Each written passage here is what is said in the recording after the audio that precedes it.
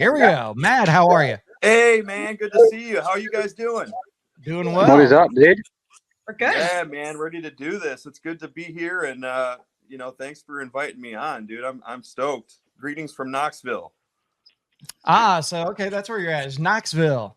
Yeah, man. How about you guys? I'm in Virginia. Oh, wow. All right, cool, man. So Matt James. Where's that? I'm in the UK. Oh, wow, dude. We're covering some miles here. Yeah. I'm in Mississippi. Oh, dang, dude. And I'm in Mobile, Alabama. Oh, shoot.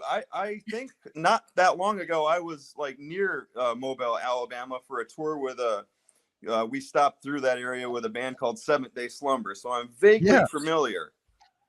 Oh yeah, we know Seventh Day Slumber very well here at the Sound. Oh, really? Awesome, man. Yeah, they're friends of mine. They took me out on my first tour, and I've been kind of they traveled me all across the U.S. So I'm familiar with Mississippi, Alabama. I'm like Johnny Cash, man. I've been everywhere. There you go. I love it. Going. So you're on Rockfest Records, which is the same label with Seventh Day Slumber and Magdalene Rose, and who else is on that? Yeah, man, it's been really cool. For this upcoming release, we decided just to kind of go independent, but Rockfest was really the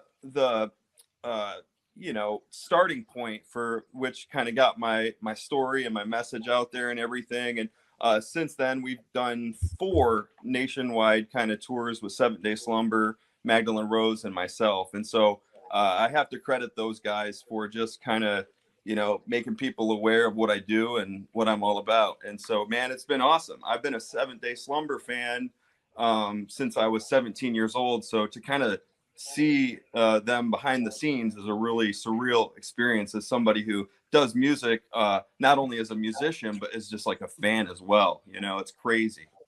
So I was going to ask you, you said being on Rockfest helped get your story out. For those that don't know you, what is the story? Okay, so shout out to the Almas, for being on the show. I like what they had to say a lot about like mental health. I have to say that a lot of what I write about is mental health related, or is just music for the underdog, as I like to call it. I grew up with a lot of obstacles to overcome. Like I have 2 disabilities. I have cerebral palsy and I have another disability called dyscalculia. And so a lot of my life was about being the underdog and kind of trying to, figure out my path. And I suffered with a lot of mental health stuff and a lot of domestic abuse issues. My dad was a pastor. I got to see a lot of the good sides of church, but behind the scenes, there was a lot of hidden abuse and things like that. And so a lot of my music goes out to people who maybe feel misunderstood, disenfranchised, and just are the black sheep. And so, yeah, man, that's kind of what I'm all about. And it's been really cool these last few years to have people that have come forward with disabilities or mental health issues or, domestic abuse and say, man, what you said up there really impacted me. And so that's kind of what we're all about. Awesome. So you got a new single coming out. It's next week, right? November 20 or October 20th. Yeah. So I'm super excited about it. And this is kind of one of 2 singles that we're probably going to be releasing in recent times, but Fuel is going to be the October 20th, 2023. And that song is basically, if you're somebody who's gone through a lot of adversity, Fuel is basically that thank you letter to those people and those circumstances that were like meant to destroy you, but ultimately like made you stronger and, made you press on. We look back on our lives and a lot of times the things that, were meant to crush us or meant to like really bring us down are ultimately the things that like help us to persevere. And so that's kind of the message that I want to get across with Fuel. It was recorded with Josiah Prince with this band called Disciple here in Nashville. And man, it's just a really cinematic, fun song to do. Dude, that's killer, man. I like how like you kind of like sharing like you know, some personal stuff there, like inside of your music. It's not just generic for you, right? Yeah, I think that that's kind of the crux for any artist. Like, you know, I've entered times where I wasn't really, you know, you write so often as a songwriter that sometimes it's easy just to kind of lose sight of why you're doing things. And I've gotten to a certain spots every once in a while where I wasn't writing my most genuine. But what I found that when I'm just the most genuine to myself, telling my story, that that's really what people resonate with most. So as an encouragement from one musician to all the musicians who may be listening out there, just encourage you, man. Everybody's got a story and a background and something to say. And the more in touch you are with that message, people will resonate.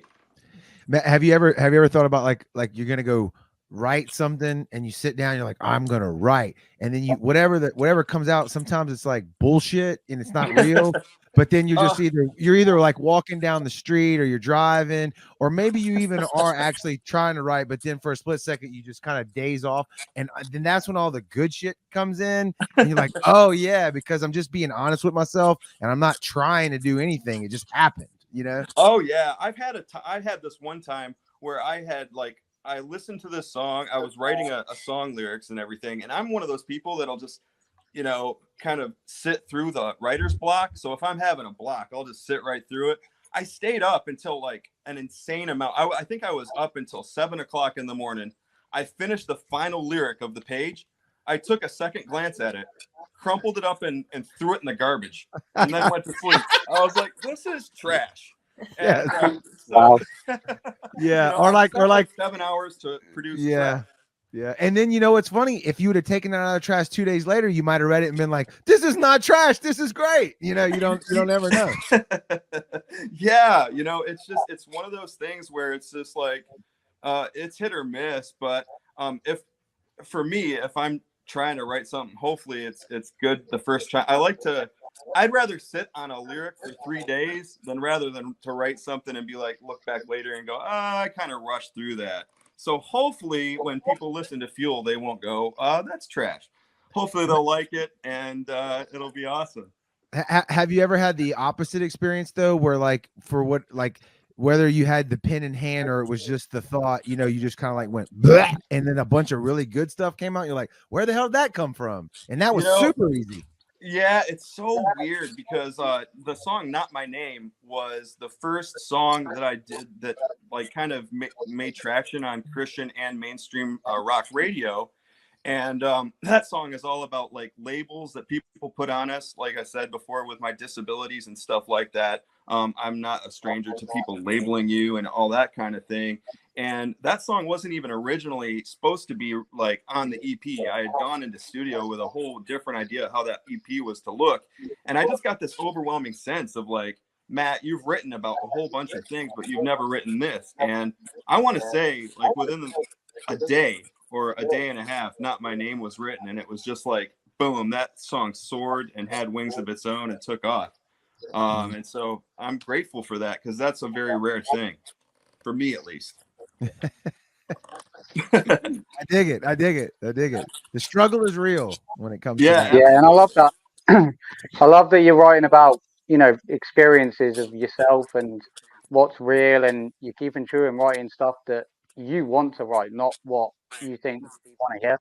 Because I keep saying that to a lot of artists, you've got to write and come true from in here, and then people will interpret it their own way and they'll enjoy the music more because it's written from the heart.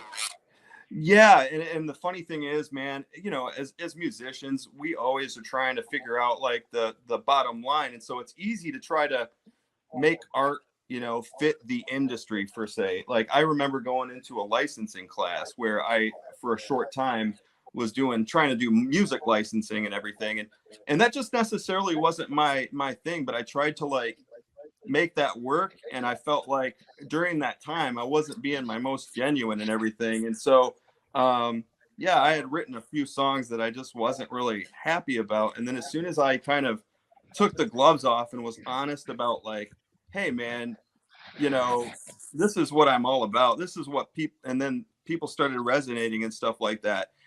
Even just with the disabilities, within the last 2 years, I've wanted to talk about that stuff, because that's not something that I even wanted to talk about in my last projects, because it's something that like is really uncomfortable. And so now I'm taking stages across the nation talking about the most vulnerable thing in my life. And at times I don't love it, but it's part of what I feel like I have to do. Yeah, I think a lot of songs, whether it's apparent to the listener up front or not, that really, like you said, resonate with people. I think the person that wrote it, whether they were cryptic about it or straight in your face about it, probably, bled on that track. Mm-hmm. Like let something really out, you know what I mean? Like that was inside of them, and gave it their all, and was very vulnerable. That's the word I'm looking for. Like, you kind of have to put yourself in a vulnerable state, and then people respond to that. Even if it's not directly like, this is what I'm talking about, they still kind of know. You know what I mean? Yeah, and like I think people, like I said, even in today, are just super attracted to what they perceive as like the authenticity. Love them or hate them. Somebody like Oliver Anthony, who made a Richmond, north of Richmond, outdid like Taylor Swift on the charts. And, Taylor Swift has got that polished act. And here's just a dude with an ugly beard, and he's, hanging out in his backyard, and he's dominating the charts right now. And I think it comes down to, love or hate his message. It's authentic, and people can see through that polished machine of the industry versus kind of this guy that's spilling his heart and soul. Well, that's one thing I've noticed, like with all the music that we listen to here, is like, and with like the technology and the ability to create in your house and then have it, mixed mastered there or sent off. A lot of good music's coming out, but it seems like a little bit of it's like coming all together, like almost homogenous, and then when you hear a new sound come out of left field, even if it's not polished, like even sometimes because it's not polished, then it's like, oh, that's the thing, or that's different, and people like it. You know what I mean? Yeah, I mean, even back in the day, if you're like a fan of like, Ozzy Osbourne or any of the trailblazers that we think of that really changed rock or music in general, always kind of pushed an envelope in a genuine way. I mean, you look back to even like rap, like NWA and stuff. They had the most crazy stuff that they were saying at the time, but it resonated with a large group of people. And what was once kind of underground and obscure became kind of the new norm. And now we've got, all sorts of things going on. And so, all that to say, genuine is key. And I think that people are starting to kind of get tired of music that just doesn't, it's got that polished, and it feels contrived. Yeah, I dig it. Yeah, man. So who's that? Oh, so yeah, I mean, it's just crazy. So what have you been listening to lately? Like what's kind of been on, Boom, the tables just got turned. Yeah, let's go. Who wants to take that question first? Wow. I mean, mine is recently I'm on this Hardy trip. Oh wow, I wouldn't have expected that, Kevin. Look, so Jared will laugh at this. So I have to drive to work an hour every day. So I just I created this playlist, and it's Hardy, and it's Upchurch and Brantley Gilbert and stuff like that. So I'm listening to that, but then I also have the rock side where I've been listening to a lot of like Machines and things like that. So, but no, I mean, the big one I've been listening to a lot of lately is Hardy, and definitely that new song from Beartooth and Hardy. I absolutely love that thing. I love that song. Yeah, that's awesome, man. I don't get stuck into one genre. Like, I'm one of those people that I definitely admire aspects of every kind of genre and stuff like that. One day it'll be rock, the next day it'll be, rap, whatever, And that's the one thing that I like about Hardy is I listen to rap, I listen to rock, I listen to country. He kind of wraps everything all in one. Yes. Yes, he does. And then some of his collaborations he's done with like Brantley Gilbert and Morgan Wallen and all of that kind of stuff. It's all it kind of wraps everything seriously wraps everything all in one big bundle, so it's easy to listen to, especially for somebody that listens to all the genres. Man, somebody's gonna have to send me some really good music when we get off here, because like I don't know that I've heard this guy as much as you may have. I'm not really familiar with the music, so always looking for new stuff. Yeah, look it up on Spotify, Hardy. You'll be and I can give you the history on him. I mean, he's a songwriter. Yeah. He wrote for Florida Georgia Line. He wrote for Morgan Wallen, and then finally he decided, hey, I'm going to start putting this stuff out on my own. Oh, dude, that's cool. Yeah. And I think he's done 3 albums now, but this newest one has kind of done that genre cross where he's kind of like him and Jelly Roll have kind of crossed genres. They've got rock going, they've got country going, and a lot of collaboration going into the rock scene and stuff like that. So it's some good stuff. Yeah, it's kind of funny how, like, with the invention of Spotify and everything, I almost feel like genre is like, it still exists, but it's slowly kind of dying, and the lines are being blurred a lot more than they were. Yeah. Lisa, what about you? What have you been listening to lately? I don't think we started that off with the beginning of the show. I listen mostly to a lot of metalcore, but on the days that I'm not listening to that, I'm listening to classical. Really? Wow. Way to throw a curveball. I used to play in a symphony. I used to play in a symphony. Yeah, I love classical music. I do. I mean, I don't listen to it regularly, but I do because it's just great music. Yeah, I mean, and so like most of the time it is metalcore, like Architects and stuff like that. But then on the flip side, if I've had enough, and I need like some quiet, I'll just put on some classical music. One of my friends is the principal clarinetist for South Dakota Symphony, and so I just listen to that, and it mellows me out, and it's good. I appreciate all of it. So yeah, it depends on the mood I'm in. Matt, what about you? Oh man, as far as just like what I listened to lately. Yeah. Go ahead, you Matt, and then the second Matt. Oh man, I'm just all over the place. I go everywhere from Eminem to Bring Me the Horizon. I'm everywhere, but yeah, man, Matt too. I want to hear your response here. What don't I listen to? Recently, because I've got a show next week, so I've been listening to a lot of The City Is Ours because I'm going to see them live. But to be honest, it's a mix of everything, anything from rock to metalcore to deathcore. I handle our email submissions, so I hear a lot of new music and discover a lot of new bands that way. But I'm predominantly metalcore. But recently, the 2 bands I've been playing most are probably Raptors and The City Is Ours. For me, I listen to. Y'all are gonna have to forgive me for a minute. I got to step away for a minute. Go ahead. Okay. I listen to a bunch of Transient, just because I wrote my article in the Sound 228 magazine about them. There's some local from my area guys, so I burned through all their stuff on like repeat, and it's great.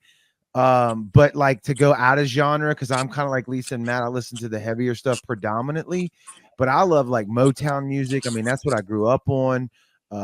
Anything from like Percy Sledge to Otis Redding, shit like that. But also too, like the Dummy album by Portishead. That's one of my, I fucking love that album like a lot. And it is not heavy. It's not anything. And there's something about that record that is just, I don't know. It's badass. I don't know who that is. You gotta look that record up tonight, Lisa, when we hit. No idea who you're talking about. I'm gonna send you a link to it, and you need to listen to it. Okay, very good. Yeah, and Buckethead too. That's another one. But anyway. Yeah. So we listen to all kinds of different music here. Yeah, we're music junkies. If it sounds good and it's good, we'll listen to it. I like a bit of the classical too. I was brought up on like 60s music, like Elvis Presley and stuff like that. So, it's my music taste very eclectic, but I'm predominantly hard rock metalcore. Yeah, I grew up to like ABBA. ABBA was like our dinner music. So you throw on some ABBA or like the Eagles, even Michael Jackson. Little River Band, Creedence Clearwater Revival. Yes. That's what Neil Diamond, Billy Joel, Elton John. CCR Radio. CCR Radio is my favorite Pandora station. You start talking on that, and I'm Tom Petty.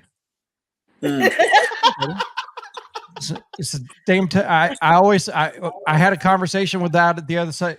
Nobody. To me, I underappreciated Tom Petty when Tom Petty was doing his thing, and now when you hear his stuff, it's like, man, that was so good. Yeah, I do the same thing. Even though I'm a huge Skinner fan, I still like Neil Young, some of his early stuff, even though he says shit all the time, and I'm like, damn it, I just like your music, but damn it, why'd you say that? Sorry, we just word vomited our music tastes all over you. Yeah. Sorry about that. Sorry about that, Matt. Oh, and then like when I'm at work, we have a station called Decades, and I'll end up hearing like the Traveling Wilburys or something like that. And I always sit there and like, if I'm standing next to somebody that is much younger than me that works with me, I'm like, can you name anybody in this band? And they're like, no. I'm like, George Harrison. They're like, who's that? I'm like, you're fired. Fired. Yeah, definitely. And Matt, you said you like to discover new music. Yeah, now, man, I'm all about it. I'm going to do a shameful, guilty plug here. The best way to discover new music is download the Sound 228 app. Oh, nice, dude. I will get right on that right after this, and I'll definitely do that. So who are some like good United Kingdom kind of bands that I should check into, man? Raptors, 1000%. What sort are you into your metalcore heavy stuff? Yeah, I like a fair mix of everything. So I mean, okay, yeah. Raptors, The City Is Ours, Bury Tomorrow, While She Sleeps, obviously. Dream State, like Malice. Lake Malice. Like, dude, the list is endless. Right? I will have because in my opinion, and Lisa may probably agree with me because she comes over here a lot for shows. The UK has one of the best rock metal scenes in the world. Oh, dude, that's awesome. I've never been. Actually, I went to. I was on a trip. I went to Africa, to Africa to do some like humanitarian stuff and all that. And like we had a layover in London, so I've been around the world that way, but never really like around concerts across seas or anything like that, which is kind of a bummer. You know, hey, dude, you ever come over here, man? Hit me up, and you know we'll have some shows in the UK. No, we're gonna send dude, them a that's playlist. cool, man. Yeah. Yeah, send you a playlist. Yeah, add me on Instagram at Matt Sassano Music or whatever, or I'll add you. Follow you. And we'll just chat, man. There you go. You got it. You're going to be hearing from me. I'm going to fill up the whole message with all the bands you need to be listening to. You're going to be like, why did I tell this girl to follow me? My notifications will be going off at 3 a.m. I got a new band for you to listen to. I'm like, oh, yeah, no, that'll be fun, man. I have a day I'm job. Forward to it. I get up at 5 o'clock every morning. You will not hear from me in the middle of the night because I will be asleep. So don't worry, you're marked safe. That's hilarious. So what time is it over there in the good old UK? It is 2:40 in the morning. He's an animal. Whoa, dude! Yeah, you're on the late shift, bro. You're on the early shift. Oh wait, he makes it happen. He makes it happen. I'm on the late shift. I work all the the sounds on Central Time, and I also work for a company which me and Lisa own called Rift Media Group, which is basically on Eastern Time. So I'm constantly on American time. Oh, that's cool, man. It's only 9:40 here, so I'm wide awake, dude. I'm ready for some more coffee just to keep, us musicians, we're night owls, man. So, we'll be up. Well, dude, we appreciate you jumping on here with us tonight. Give us the 3 months out, 4 months out projection. What do we need to know about? Oh, as far as with me, man, or yeah. With your music and everything. Yeah, man. The single. Yeah, just getting really excited for these releases, and just recently just got off tour not long ago with 7 Day Slumber. So now it's just kind of like, getting into some of these festivals, and I'm working with some people. I'm originally from upstate New York and moved to Tennessee in 2014, and one of my friends now that I've had, he's kind of mixing and putting together, assembling a team since I'm going independent. And his goal is to kind of help us get into some more festivals. And so just really looking for more opportunities and doors that open. And, things always kind of tend to come open which I'm really excited about. And you know, ever since the last couple years, it seems like a lot has happened. So I'm excited to see where everything goes, man. And yeah. I love it, dude. I love it, man. Keep fighting the good fight, man. We appreciate you sharing your story with us too. Absolutely. Hey, thank you guys for having me again. Matt Sassano Music on Instagram. Send all the music you guys want, and I will give you my feedback. All right. Deal. Love it. Love it. All right. Thank you, Matt. Hey, Thank man, you. Thanks, good Matt. to meet you. All right. Have a Yeah. good